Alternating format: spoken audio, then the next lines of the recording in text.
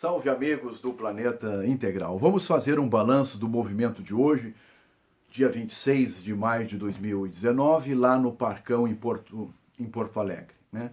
Traçar um paralelo em relação ao movimento do dia 15 de maio, feito pelos alunos e professores, contra o chamado bloqueio nas verbas da educação, e qual é o cenário que a gente pode acreditar como sendo mais provável, né? E enfim, o posicionamento por parte do presidente Bolsonaro e da mídia e da oposição em relação a esse cenário. Vamos começar pelo movimento do dia 15. O movimento do dia 15 foi um movimento basicamente de professores e alunos de escolas públicas, né? Das 248 escolas aqui de Porto Alegre, vou falar sobre o caso de Porto Alegre, que é um termômetro bom para o resto do Brasil, porque eu conheço os movimentos, participei, estive presente nos movimentos, então consigo fazer uma avaliação de quem esteve em loco. Das 248 escolas públicas de Porto Alegre, só 44 escolas públicas participaram do movimento do dia 15. E outras escolas, em torno de 40, tiveram expedientes parciais. Na URGS, somente alguns cursos participaram também do movimento. Curso de arquitetura, comunicação, letras, pedagogia, veterinária. Na veterinária foi parcial, né? Então, juntando esses dois contingentes de pessoas, deu aquele movimento do dia 15, que segundo a Brigada Militar tinha 15 mil pessoas, e segundo os participantes do movimento tinha 20 mil pessoas. A PUC, que é uma escola privada, tem a sua posição tradicional, que é de não participar, as aulas continuam normalmente, a Unicinos também da mesma forma. Então, em resumo, foi basicamente um movimento das escolas públicas e da universidade pública. E um movimento específico, portanto, de uma classe a favor de um determinado agenda específica, que é a questão de verbas para a educação. É claro que lá dentro do movimento tinham outros elementos que tinham faixas do Lula livre, a convocação do PT, da CUT e tal, né? Mas esse assunto da educação foi o mote, porque ele vinha, obviamente, sendo, por uma questão lógica, vinha sendo analisado pelos estudantes e pelos professores em sala de aula, né? O amadorismo do Vélez durante todos esses 4 meses, obviamente, deve ter sido discutido, né? Foi discutido pelos corredores das universidades e até, às vezes, dentro da própria sala de aula. E depois, algumas provocações do Weitraub, né? Em relação à educação, também foram discutidas, e aí quando veio o contingenciamento, que a mídia vendeu de uma forma... A mídia sempre pode adotar duas posturas, ou uma postura de acentuar o problema, agravar o problema, né, e vender, não, é um corte de 30%, bom, aquilo causa uma grande revolta. Ou ela, se for a favor do governo, diz assim, olha, não é um corte de 30%, na verdade, é um contingenciamento que já ocorreu em todos os outros governos, e é de 30% sobre os 12% disponível, então, sobre o total dá 3,4%, seria uma atitude mais honesta. Mas eles não têm interesse em ajudar o governo Bolsonaro, isso é óbvio. De qualquer forma, esse movimento a favor da educação, ele não é uma pauta ruim de um todo, né? É claro que isso joga uma luz sobre a questão de educação, e nós já temos no Brasil 6% do PIB investido na educação e um resultado muito pífio, né? No PISA nós somos um dos últimos, nós já fizemos lives a respeito desse assunto, né? Nós estamos nas últimas colocações, então somos um dos países que em percentual de PIB que mais aplica em educação, né? Mais do que até mesmo os Estados Unidos, mas no PISA nós estamos muito mal, tínhamos que ter, né, uma posição muito melhor, inclusive em relação a países da América Latina, né, como o Chile, que tem uma posição, e o próprio Uruguai, que tem uma posição muito melhor que a nossa. A educação no Brasil, ela seguiu um viés pedagógico que a gente pode comparar com o viés da economia. No Marx, a economia, o Marx era contra a visão capitalista do mundo, né? E colocava muito a questão da luta de classes, né? E essa visão marxista de economia, né? Essa visão não teve sucesso em lugar nenhum do mundo, né? Não, foi incapaz de produzir renda e empregos, né? Tanto é que os blocos comunistas tradicionais implodiram em 1990, justamente em função dessa visão marxista econômica de luta de classes. O Paulo Freire transportou para a pedagogia essa visão, né, de luta entre opressores e oprimidos, né? Então, isso também não produz resultados educacionais satisfatórios. Nós vamos fazer um vídeo a respeito do Paulo Freire, né? Então, essa visão de embate pedagógico entre opressores e oprimidos, né, da forma como o Paulo Freire colocava, não produziu resultados pedagógicos satisfatórios no Brasil. Os resultados estão aí, né? As pesquisas, né, científicas estão aí para comprovar o PISA do Brasil em relação aos países da América Latina e ao resto do mundo. Pois bem, então essa foi a manifestação do dia 15. Quantitativamente em torno de 15 a 20 mil pessoas e qualitativamente era um grupo de trabalhadores específicos, os professores, né, que em horário de expediente, né, participaram junto com seus alunos, né, num dia de expediente normal, dessa manifestação. O que normalmente não é possível para um trabalhador sem o desconto dos salários, o que não ocorre com os professores das escolas públicas. Mas ele tem um viés de crítica também à questão, de jogar uma luz sobre a questão do problema da educação, né? Que é uma questão, obviamente, não tanto de verbas, mas principalmente de qualidade da educação. Há uma insatisfação quanto a isso. O movimento do dia 26 hoje, esse movimento do dia 26 que ocorreu ali no Parcão, como nós conversamos anteriormente, ali no Parcão, na rua 24, né? Entre a rua Mostardeiro até a passarela lá, existem mais ou menos 170 metros. E como a rua 24 tem 30 metros de largura, ali forma 5 mil metros quadrados. Normalmente, quando tem bastante gente, como era o caso de hoje, eu passei inclusive os vídeos para os amigos do canal Planeta Integral, nós colocamos 6 pessoas, né, por metro quadrado. Pode chegar até 9 quando tiver muito cheio.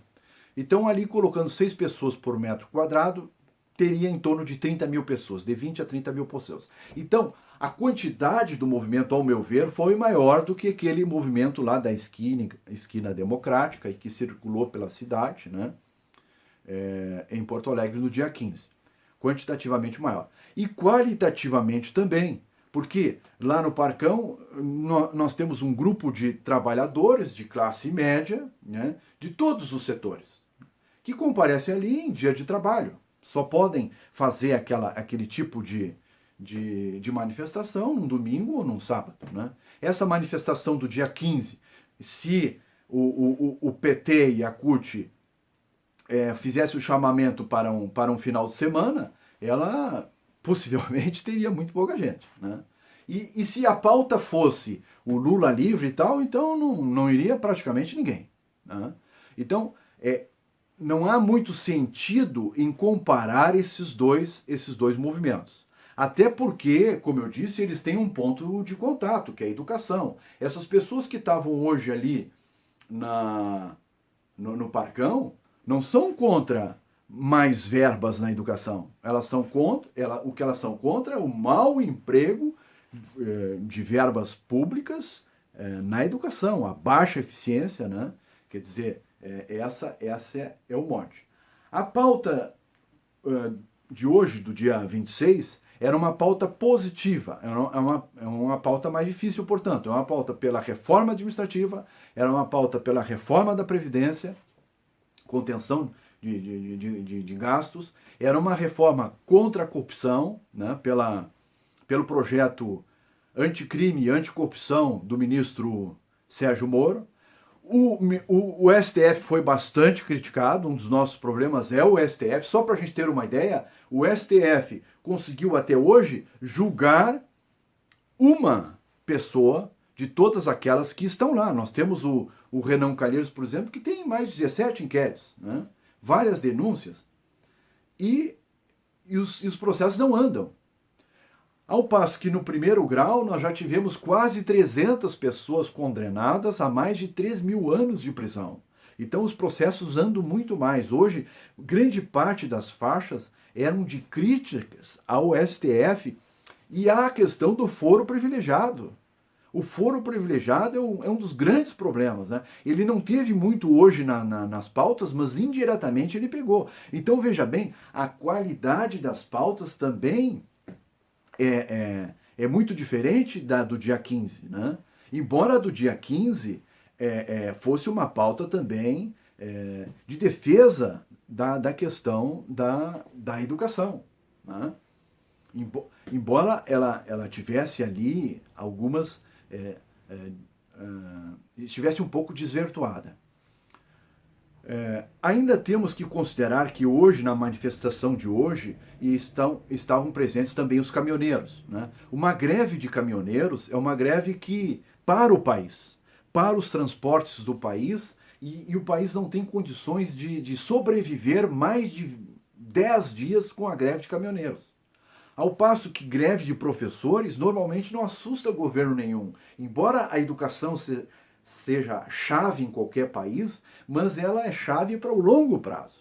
Uma greve de professores de 30, 60 e até 90 dias, como ocorreu aqui no Rio Grande do Sul, na URGS, em vários governos, inclusive nos governos de Lula e de Dilma, não assusta os governos, né? Porque todo mundo convive com uma greve de professores, depois recupera as aulas, sabe como é que é isso aí, né? Isso tem ocorrido na história recente dos governos gaúchos e dos governos do Brasil. Agora a greve de caminhoneiros não, isso assusta, né? Então qualitativamente, e a mesma coisa greve de trabalhadores, né, de serviços vitais, como por exemplo de policiais civis, né, de policiais militares, né, que tem digamos, uma simpatia muito grande pelo governo Bolsonaro. Então, greves nesses setores são greves que assustam. Qual o recado que tem que ser tirado desses dois movimentos? O recado certo seria que os três poderes tomassem tenência. É esse o recado que o povo está dando. Tanto o povo do dia 15, por uma maneira meio enviesada, quanto o recado de hoje, de trabalhadores, né, inclusive que trabalham em serviços vitais essenciais, né, como os policiais civis, como os policiais militares, como os caminhoneiros, e os políticos têm que entender o recado dessa forma. O recado foi principalmente para o Congresso e para o mas também para o presidente Bolsonaro, né?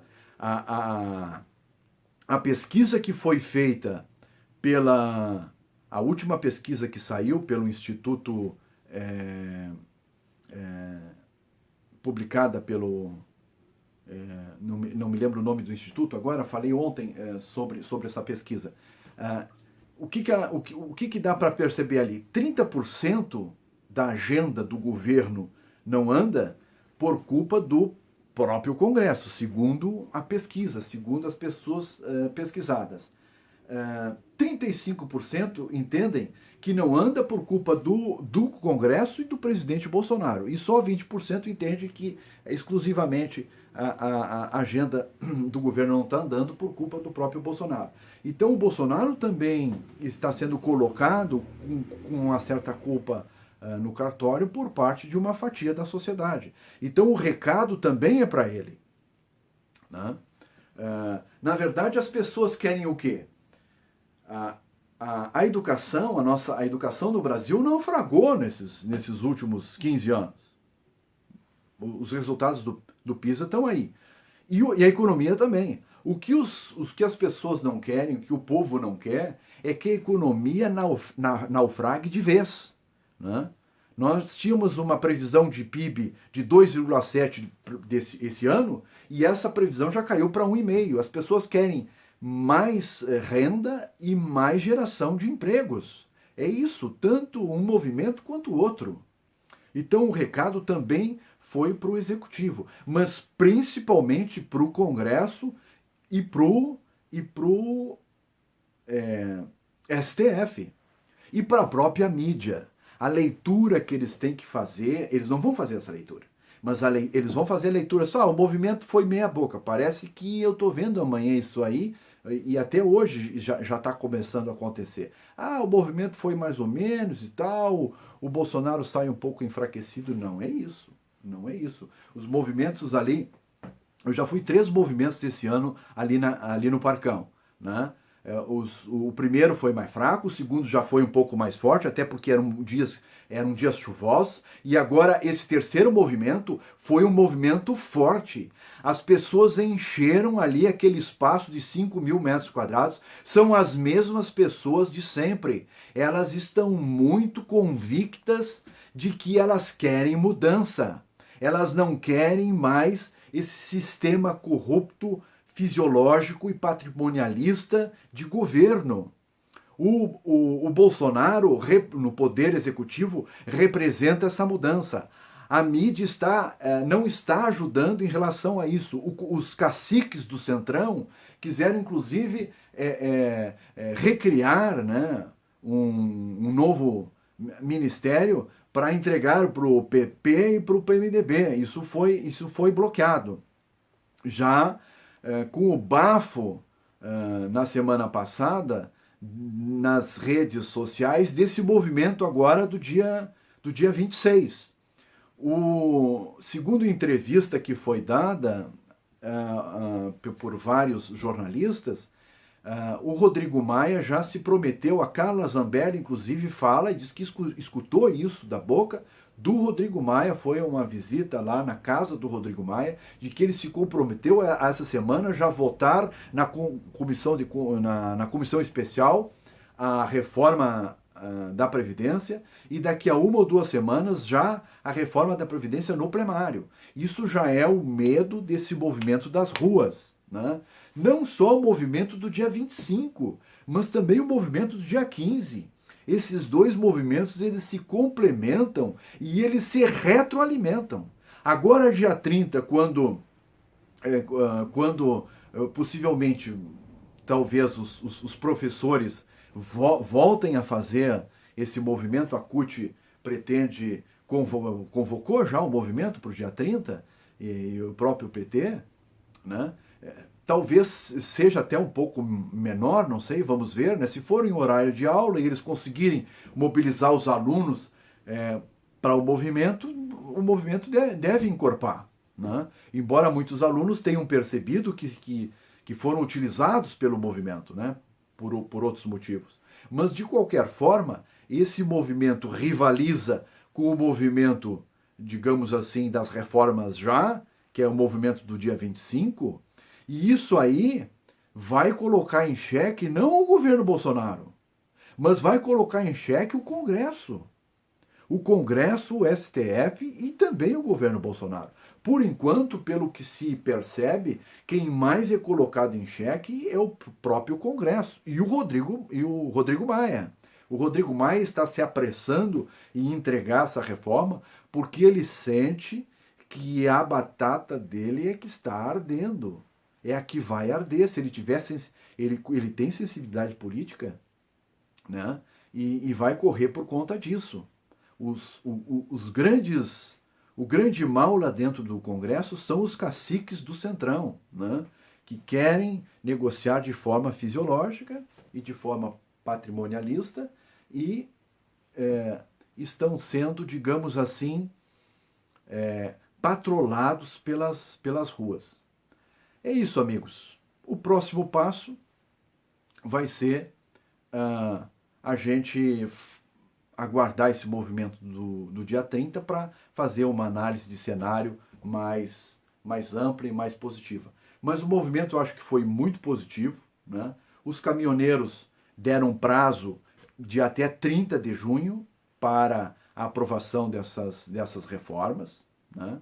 E o que todos querem, o que os brasileiros querem é a geração de emprego e renda, que o país comece a entrar em rumo de crescimento, né?